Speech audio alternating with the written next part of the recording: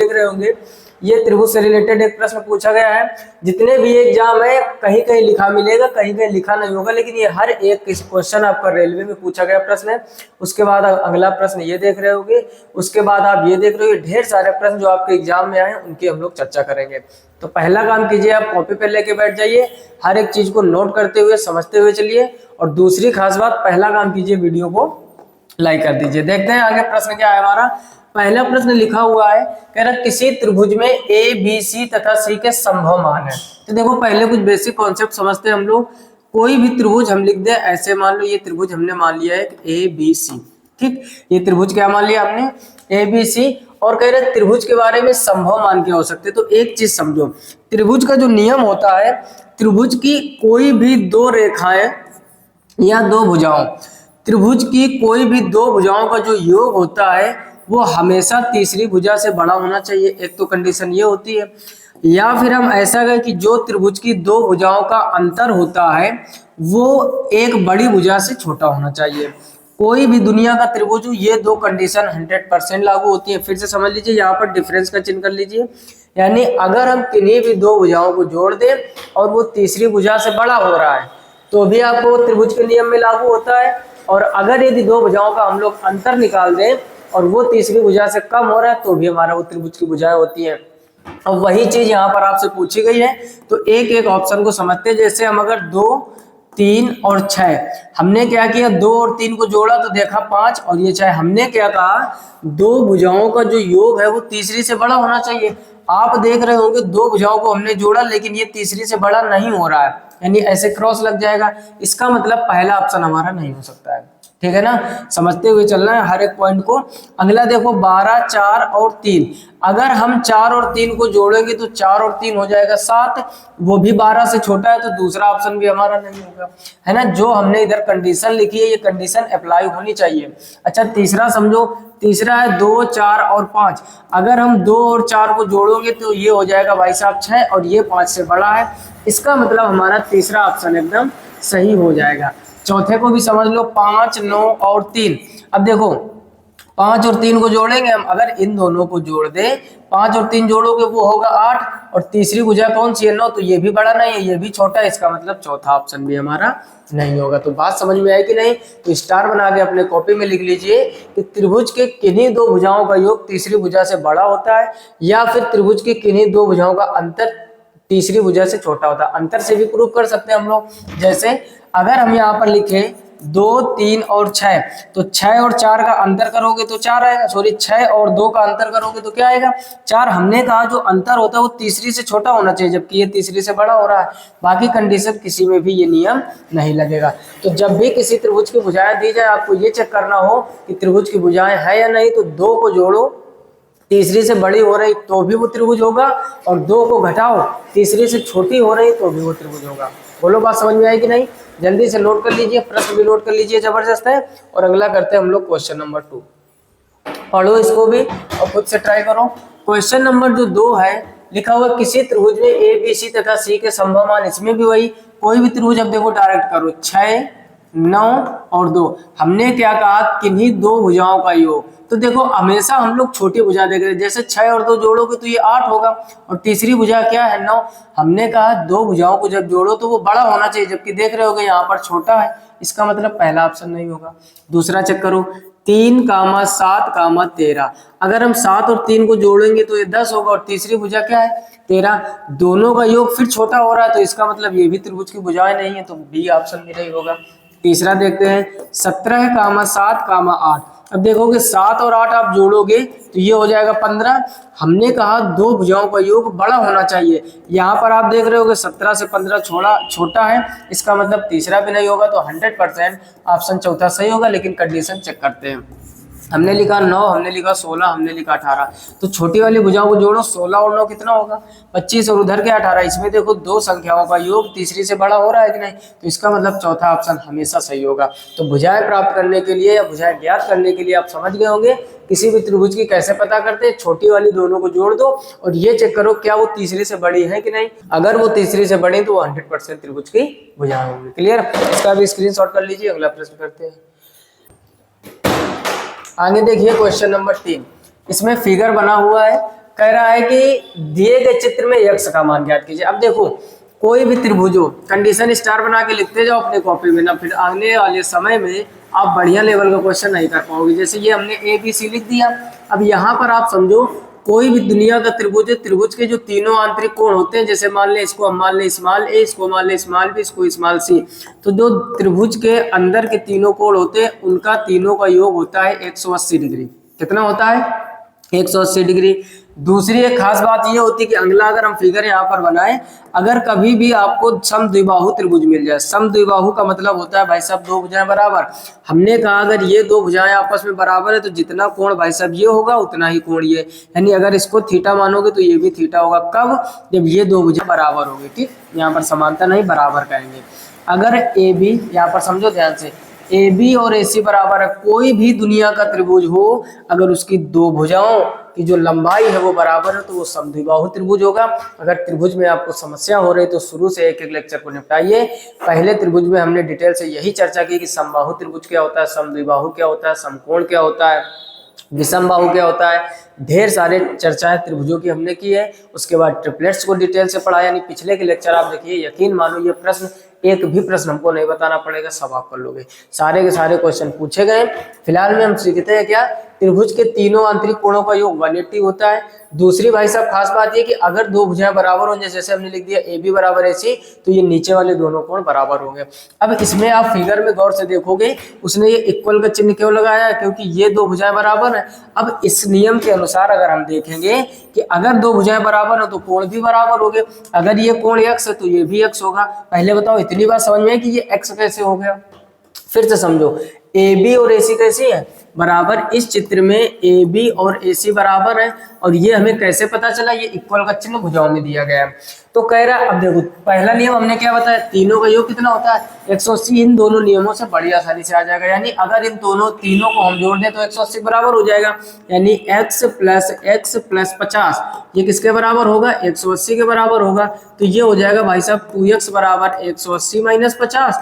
अब क्या करोगे, 2x बराबर 180 में 50 कम करोगे कितना आ जाएगा? 130, और 2 से जब इसको आप काटोगे तो ये कितना हो जाएगा? 65।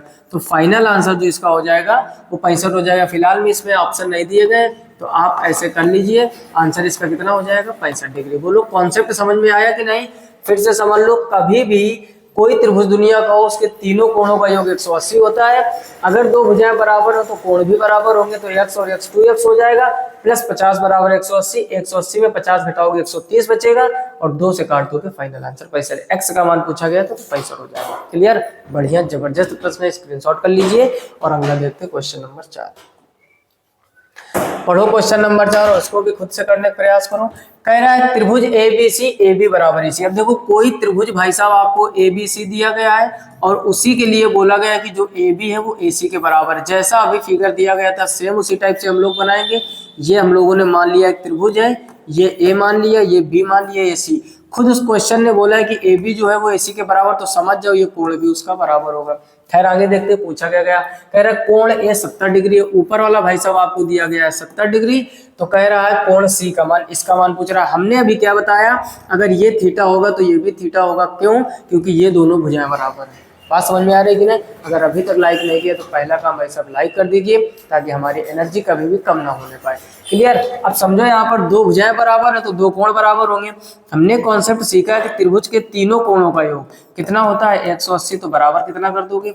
180। थीटा थीटा जुड़कर हो जाएगा 2 थीटा, 70 उधर ले जाकर घटा दो तो 180 माइनस 70 हो जाएगा। बोलो यहाँ तक किसी कोई समस्या? कोई समस्या नहीं होगी। तो 2 थीटा बराबर भाई साहब हो जाएगा 180 में 70 कम करोगे ये बचेगा 110, 2 से इसको काटोगे तो थीटा बराबर 2 पंचे 10 और 2 पंचे 10। तो फाइनल आंसर आ जाएगा 55 डिग्री, यानी option A will be right answer. बोलो क्या कठिन है? इतने आसान है त्रिभुज, इतना आसान है, ये तो 6, 7, 8 में सीखा होगा। 10th में आपने सीखा होगा, वही सारी चीजें चली आ रही हैं। बस आप थोड़ा सा कॉन्सेप्ट अगर माइंड में सेट कर लोगे तो हर एक चीज आपको बेहतर तरीके से समझ में आ जाएगी। क्लियर? जल्दी से इसका स्क्रीनशॉट कर लीजिए। आगे देखते हैं क्वेश्चन नंबर 5। पढ़ो क्वेश्चन नंबर 5 भी जबरदस्त है।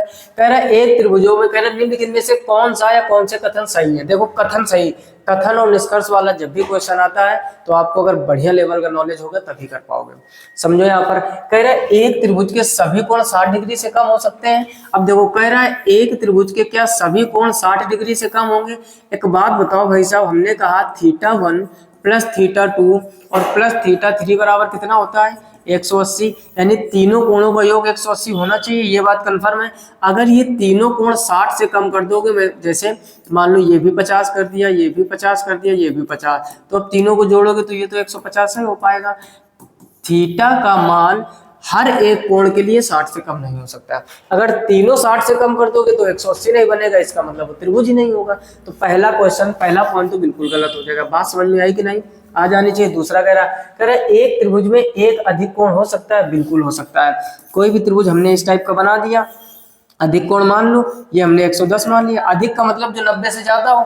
अगर ये 110 है तो अब इन दोनों का योग कितना होगा, इन दोनों का योग मिलाकर होगा 70। तो कोई भी दुनिया का त्रिभुज जो एक कोण तो अधिक कोण हो सकता है। अब इसको मान लो, हम कहते हैं इसको मान लो, एक को 40, एक को मान लो 30, तो 40 30 70 और 110 और 70 कितना हो जाएगा 180। तो किसी भी त्रिभुज का एक कोण अधिक हो सकता है, तो बी ऑप्शन तो इसका सही है। अब तुरंत बी मत कर देना, गौर से देखोगे यहाँ पर बी दिया गया, अभी पहले चारों पढ़ो, जल्दबाजी नहीं। 1/3 की माइनस मार्किंग है ग्रुप डी में।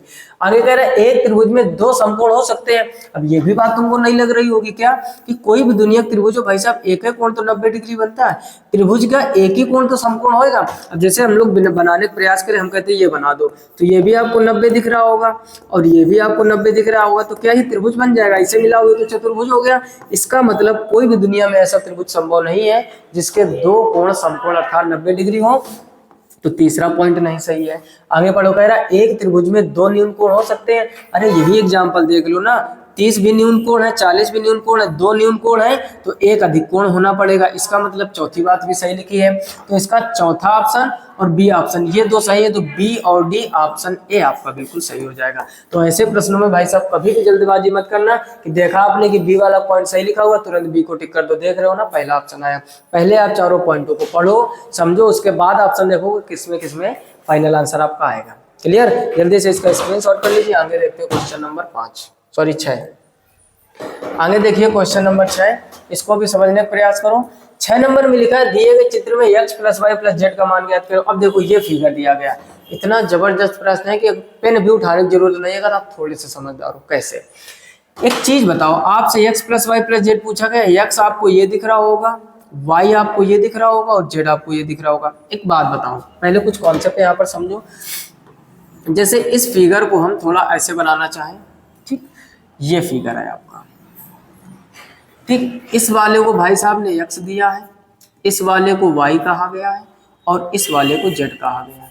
और ये वाला कोण कितना दिया गया है? 110 दिया गया है और इसके आगे और है अभी, और ये वाला दिया गया है 120, ठीक। अच्छा, बाह्य कोण का नाम सुना है कभी? कोई भी त्रिभुज हो आपका, एक त्रिभुज के बारे में आपने बाह्य कोण के बारे में सुना होगा। त्रिभुज का बाह्य कोण, बाह्य कोण का मतलब क्या होता है? बाहरी कोण। समझना ध्यान से। अब मतलब ये हुआ यहाँ पर कि कोई भी दुनिया का त्रिभुज हो, इसको हम लोग बाह्य कोण कहते हैं। जो ये वाला कोण हमने मान लिया, ये कैसा कोण है? बाह्य कोण यानी बाहरी कोण। कोई भी दुनिया का त्रिभुज हो जो उसका बाह्य कोण होता है वो आंतरिक दो कोणों के योग के बराबर होता है। जो बाह्य कोण होता है वो आंतरिक दो कोणों के योग के बराबर होता है, यानी यहाँ पर जो थीटा है वो इसके और इसके योग के बराबर होगा। मतलब क्या है? अगर यहाँ पर आपका ये 110 बाह्य डिग्री है या बाहरी कोण है, तो ये वाला कोण और ये वाले कोण के बराबर होगा, यानी इससे हमारा x + z बराबर 180 निकल आया। सॉरी 110 कितना निकल आया? 110। इतनी बात तो आप समझ ही गए होंगे। दूसरी बात समझने का प्रयास करो। मतलब कहने का ये है बाह्य कोण, बाहरी कोण जो होता है वो आंतरिक दो कोणों के योग के बराबर होता है, बस ये वाला कोण आपको नहीं लेना है। तो इसका मतलब ये हुआ कि ये अगर 110 डिग्री है तो ये वाला x और ये वाला z मिलकर कितना हो जाएगा? 110। अब देखो आगे देखोगे, ये भी एक आपका त्रिभुज बन रहा है। इसका मतलब ये हुआ कि जो ये भी बाहरी कोण है, अगर ये बाहरी कोण है तो ये 110 और y के बराबर होगा, यानी 110 और प्लस y ये किसके बराबर होगा? 120 के। तो आप कॉमन सेंस लगाओ, y का मान यहाँ से 10 आ जाएगा। बोलो ये बात समझ में आई कि नहीं? फिर से समझो, किसी भी त्रिभुज का जो एक बाहरी कोण होता है वो आंतरिक दो कोणों के योग के बराबर होता है। अगर ये 110 डिग्री है तो x और जेड, एक्स और जेड का योग 110 होगा। यहाँ पर 120 आपको ये बाहरी कोण दिख रहा होगा। अगर 120 बाहरी कोण है तो ये 110 और वाई के बराबर होगा।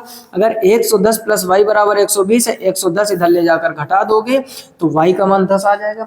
अच्छा, यहाँ पर आप देखोगे x प्लस जेड का मान पहले से उन्होंने 110 दिया है और y का मान आपने कितना निकाला है 10 डिग्री। अगर हम तीनों को जोड़ दें यानी x प्लस वाई और प्लस जेड तो 110 और 10 कितना हो जाएगा 120। तो फाइनल आंसर आपका कितना आ जाएगा 120 डिग्री, यानी option B will be right answer. त्रिभुज के बारे में अगर आपको थोड़ा सा भी बढ़िया नॉलेज है तो किसी भी प्रकार का प्रश्न कभी भी गलत नहीं होगा। ये आंतरिक को, ये जो बाहरी कोण है इन दोनों आंतरिक कोणों के योग के बराबर होगा, फिर ये वाला जो बाहरी कोण है इनके योग के बराबर होगा। x प्लस जेड का मान 110 है और ये 120 है, इनके बराबर होगा, इसका मतलब y का मान 10, 110 और 10 120, फाइनल आंसर 120 हो जाएगा। क्लियर, क्योंकि मान हमें तीनों को जोड़ के निकालना था x plus y plus z. जल्दी से स्क्रीनशॉट कर लीजिए। आगे देखते हैं क्वेश्चन नंबर 7, इसको भी पढ़ो और खुद से प्रयास करो।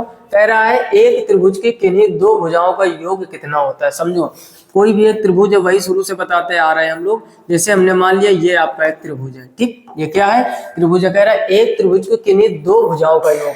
अभी अभी हमने कहा कि जो दो भुजाओं का योग है वो तीसरी भुजा से सदैव बड़ा होता है, या तो ये नियम होगा। अगर आपसे कह दे दो भुजाओं का अंतर तो वो तीसरी भुजा से छोटा होगा। कोई भी दुनिया का त्रिभुज हो ये दो नियम उसमें लागू होने ही होने चाहिए। क्लियर। अब कह रहा है तीसरी भुजा से अधिक, कह रहा है जो दो भुजाओं का योग होता है वो तीसरी से अधिक होता है। बात तो सही लिखी है, यानी पहला ऑप्शन सही हो जाएगा, लेकिन जल्दबाजी नहीं और पढ़ने प्रयास करेंगे। फिर कह रहा है तीसरी भुजा से कम, हमने क्या बताया दो भुजाओं का योग तीसरी से कम नहीं होगा, अंतर हो तो कम हो जाएगा, इसका मतलब बी तो गलत लिखा है। फिर कह रहा है तीसरी भुजा से कम या उसके बराबर, बराबर भी नहीं होगा भाई साहब, क्योंकि बराबर हो जाएगा तब भी वो त्रिभुज के नियम में नहीं लागू होगा, तो सी भी नहीं होगा। डी कह रहा है तीसरी भुजा के बराबर, बराबर भी नहीं, यानी जो दो भुजाएं होती है उन दो भुजाओं का योग तीसरी भुजा से हमेशा बड़ा होता है, और अगर कह दे अंतर तो वो हमेशा तीसरी भुजा से छोटा होता है। क्लियर, पहले भी हम लिख चुके हैं और फिर से आप ये स्टार बना पॉइंट लिख दीजिए तो पहला ऑप्शन आपका एकदम सही हो जाएगा। बिल्कुल ही मजेदार प्रश्न लग रहा है कि नहीं, कमेंट बॉक्स में दिल फेंक कर मार दीजिए, यानी दिल बनाकर भेज दीजिए, ताकि हमें जो है ना एक शांति मिल जाए कि हम आपके लिए बेहतर से बेहतर काम कर रहे हैं। क्लियर, जल्दी से इसका स्क्रीनशॉट कर लीजिए। आगे देखते हैं क्वेश्चन नंबर 8, पढ़ो क्वेश्चन नंबर 8। क्वेश्चन नंबर 8 लिखा हुआ है यदि किसी त्रिभुज की तीन भुजाएं 12, 22 और m इकाई है। देखो त्रिभुज की कोई भुजाएं हैं 12, 22 और m, ठीक, m का मान निश्चित नहीं किया गया। खैर आगे पढ़ते हैं। कह रहे तो निम्नलिखित में से कौन सा सही है। अभी देखो यहाँ पर भाई साहब हमने क्या सीखा था, इसमें आप देखोगे जो दो भुजाओं का योग है वो तीसरी से बड़ा होगा और जो दो भुजाओं का अंतर है वो तीसरी से छोटा होगा। बस यही कॉन्सेप्ट हमारा यहाँ लगने वाला है। अब देखो जहां जहां इक्वल का चिन्ह लगा है वो सब काट दो। यहाँ पर देख रहे हो कि इक्वलिटी का चिन्ह लगा, ये भी कैंसिल, इसमें दोनों जगह इक्वलिटी, ये भी कैंसिल, इसमें इक्वलिटी, ये भी कैंसिल, तो ऑप्शन डी सही हो जाएगा। अब किसी किसी को लग रहा होगा बड़े जल्दी कर दिया, ऐसा कैसे हो जाएगा। हमने कहा भाई साहब त्रिभुज की दो भुजाओं का योग या तो बड़ा होगा या फिर दो भुजाओं का अंतर कम होगा, तो इक्वल वाला तो सिंबल लगना ही नहीं, यानी या तो सिंबल इज ग्रेटर देन का होना चाहिए या तो इज लेस देन का होना चाहिए। इसके साथ अगर नीचे इक्वलिटी लगी तो वो ऑप्शन तो होने ही नहीं। हमने देखा यहाँ इक्वलिटी का चिन्ह लगा था, ये नहीं होगा, यहाँ दो जगह लगा, ये भी नहीं होगा, यहाँ भी लगा, ये भी नहीं होगा, इसमें नहीं लगा, तो यही सही होगा। अब आते कॉन्सेप्ट पर। उसके कहने का मतलब है भाई कि देखो 22 में आप 12 कम करो, 22 में आप 12 कम करोगे तो कितना आएगा 10, यानी जो उनका अंतर होता है वही तो पीछे सिखाया, अंतर क्या होना चाहिए कम होना चाहिए, यानी m का मान उससे बड़ा होगा। और 22 और 12 इनको आप जोड़ोगे तो ये कितना हो जाएगा 34, 22 और 12 जोड़ोगे 34 हो जाएगा। तो 34 क्या है तीसरी भुजा से बड़ा होना चाहिए, तो 34 इधर कर दो तो ये तीसरी भुजा से बड़ा, तो कंडीशन तो यही बनेगी ना। हमने एक ट्रिक क्या बताया, सुपर ट्रिक, पेन तक उठाने की जरूरत नहीं। कभी भी ऐसा क्वेश्चन है आप ढूंढना है कि इक्वलिटी का चिन्ह नहीं लगा है, अगर ये लेस देन आर इक्वल या ग्रेटर देन आर इक्वल है तो फिर वो ऑप्शन नहीं होंगे। 3 में दिया गया था, छोड़ दो, चौथा ही सही होगा, यानी जो योग है वो हमेशा बड़ा होगा। 12 और 22 को जब आप जोड़ोगे तो वो 34 हो जाएगा, और इसका अंतर तो 22 में जब आप 12 कम करोगे बचेगा 10, वो हो जाएगा कम। तो ये m का मान या तो 10 से बड़ा होगा या 34 से छोटा होगा। क्लियर, अब तो समझ ही गए होंगे, इसका भी स्क्रीनशॉट कर लीजिए। आगे देखते हैं क्वेश्चन नंबर 9, पढ़ो, इसको भी करने का प्रयास करो। क्वेश्चन नंबर 9 में लिखा भाई साहब यदि एक त्रिभुज के तीन कोण, अब समझो तीन कोण किस रूप से दिए गए, 18x प्लस 6 डिग्री कामा 10x प्लस 30 डिग्री और कामा 15x प्लस 15 डिग्री। ठीक है, तो कह रहा है यह त्रिभुज कैसा है, समकोण है, विषम बाहु है, समबाहु है, समद्विबाहु है। अब समझो ध्यान से। अच्छा, त्रिभुज के तीनों कोणों का योग कैसा होता है, 180। अगर हम त्रिभुज भाई साहब कुछ इस टाइप से बताएं और ये मान ले θ1 और ये मान ले θ2 और ये मान ले θ3, तो आप सबका जवाब आएगा θ1 प्लस θ2 और प्लस θ3, ये तीनों का योग कितना होगा, 180। जरा जोड़ते हैं इसको, तो यहाँ पर हो जाएगा 18x plus 6 plus 10x plus 30 और आगे हो जाएगा 15x प्लस 15, ये बराबर किसके होगा, 180 के। तो 15x 10x 25x, 25 15 40 3 43, तो ये हो जाएगा 43x प्लस, इनको जोड़ो जरा, 30 40 5 45 50 और 1 51 हो जाएगा और उधर हो जाएगा 180। तो ये हो जाएगा भाई साहब 43x इक्वल 180 माइनस 51, 51 उधर जरा घटा दोगे तो ये हो जाएगा 43x बराबर, कम करो जरा, 10 में 1 कम करोगे बचेगा 9, 7 में 2 कम, 7 में 5 कम करोगे बचेगा 2 और यहाँ पर हो जाएगा 1। x को इससे काटोगे 129 से, तो कितनी बार में कटेगा, 3 त्रिका 9 4 3 12, तो 43 का 3 गुना कितना होता है, 129। पहले बताओ यहाँ तक किसी कोई समस्या, कोई समस्या नहीं। x का मान भाई साहब कितना आ गया, 3। अब यही x का मान इन तीनों में रखो। अब समझो पहली भुजा थी आपकी 18x प्लस 6, इसमें जब x का मान 3 रखोगे तो 18 थे 54, 54 और 6 जोड़ोगे कितना हो जाएगा, 60। तो पहला तो आ जाएगा 60। और ये त्रिभुज के 3 कोण दिए गए। आगे की कहानी समझो, फिर दिया गया आपको 10x प्लस 30। अब देखो यहाँ पर समझो 3 रखोगे तो 10 ने 30, 30 और 30 कितना हो जाएगा, 60। दूसरा भी कोण 60 आ गया। तीसरा रखोगे 15x प्लस 15। अब यहाँ पर आप देखोगे 3 रखोगे, 15 दिया 45, 45 15 कितना होता है, 60। अब ये एक ऐसा त्रिभुज है भाई साहब जिसके तीनों कोण 60 डिग्री है।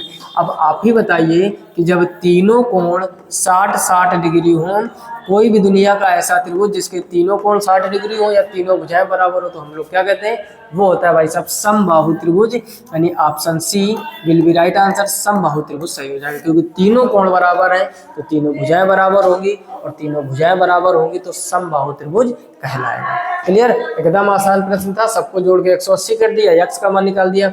यही x का मान x की जब रखोगे तीनों कोण बराबर हो गए, तीनों कोण बराबर है तो समबाहु त्रिभुज होगा। क्लियर, इसका भी जल्दी से स्क्रीनशॉट कर लीजिए और आगे देखते हैं भाई साहब हम क्वेश्चन नंबर 10 और इसको भी समझने का प्रयास करते हैं। कह रहा है यदि किसी त्रिभुज की भुजाएं 7 12 और 1 समझो कोई एक त्रिभुज दिया गया, उसकी भुजाएं एक 7 है, एक 12 है, एक 1 है।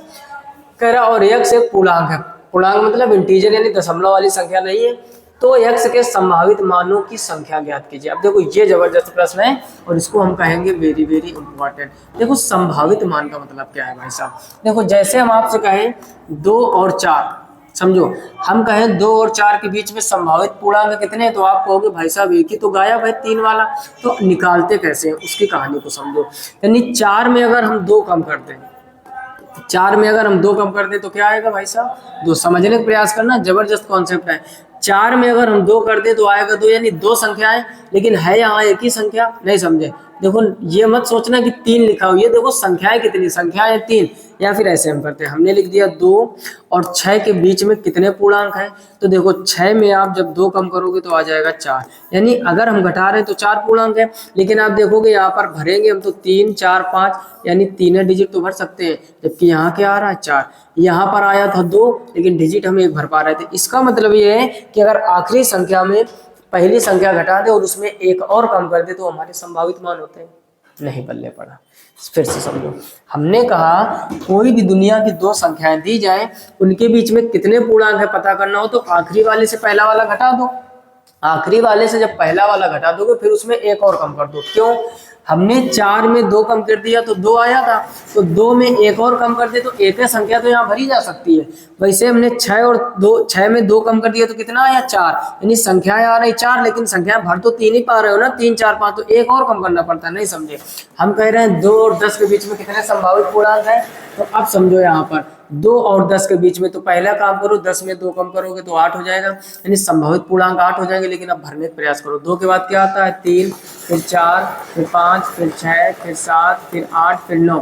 2 और 10 के बीच में इतने तो भर सकते हो, इनको गिनो 1 2 3 4 5 6 7, यानी संख्या हम कितनी भर सकते हैं 7, और कितना रहा है 8, यानी 1 हमें बाद में और कम करना पड़ेगा। अब हमारी ट्रिक यहाँ पर काम कर जाएगी। और समझो ध्यान से, अब जो अपना क्वेश्चन दिया गया है 7 12 x, हमने आपको कॉन्सेप्ट क्या सिखाया कि दोनों भुजाओं का योग, जो दोनों भुजाओं का योग होगा वो तीसरी भुजा से बड़ा होना चाहिए। तो जब 12 और 7 को जोड़ोगे तो 12 और 7 19, 19 से x जो है वो छोटा होगा, और दोनों का अंतर करोगे तो 12 में 7 कम करोगे कितना आएगा 5। तो अगर हमसे कंडीशन पूछता तो हमारी एक क्वेश्चन का आंसर होता, यानी जो x का मान है वो दोनों के अंतर से बड़ा होगा और दोनों को योग से छोटा होगा। अब हमें लेकिन ये नहीं निकालना है, हमें निकालना है x के संभावित मानों की संख्या ज्ञात कीजिए। तो जब x के संभावित मान निकालोगे तो 19 में आप 5 कम करो, जैसे अभी पीछे सीखा है, 19 में आप 5 कम करोगे कितना बचेगा 14। 19 में 5 कम करोगे 14 बचेगा, लेकिन एक और लास्ट में घटाना पड़ता है जो अभी कॉन्सेप्ट हमने सिखाया। तो यहाँ पर 14 में एक और कम कर दोगे तो फाइनल आंसर भाई साहब आ जाएगा 13, यानी x के जो संभावित मान है वो 13 हो सकते हैं। बोलो यहाँ तक किसी को कोई समस्या नहीं होनी चाहिए। पूरा कॉन्सेप्ट बिल्कुल डिटेल से समझाया है। इस तरीके से इस प्रकार के प्रश्नों के आंसर निकालते हैं। जल्दी इसका से स्क्रीनशॉट कर लीजिए। और फिलहाल में आज की वीडियो में इतना ही। चीज़ें अच्छी लगी हो तो कमेंट बॉक्स में कमेंट करके बताइए कौन सा चैप्टर आपका सबसे ज़्यादा वीक है। उसकी तैयारी हम लोग बिल्कुल 0 से टॉप लेवल तक करेंगे। और साथ ही साथ चैनल पर पहली बार हो तो सब्सक्राइब करके नोटिफिकेशन बिल को ऑल पर सेलेक्ट कीजिए और जितना हो सके अपने दोस्तों को शेयर कीजिए ताकि उनकी भी तैयारी एकदम बेहतर से बेहतर हो सके। फिलहाल में आज की वीडियो में इतना ही।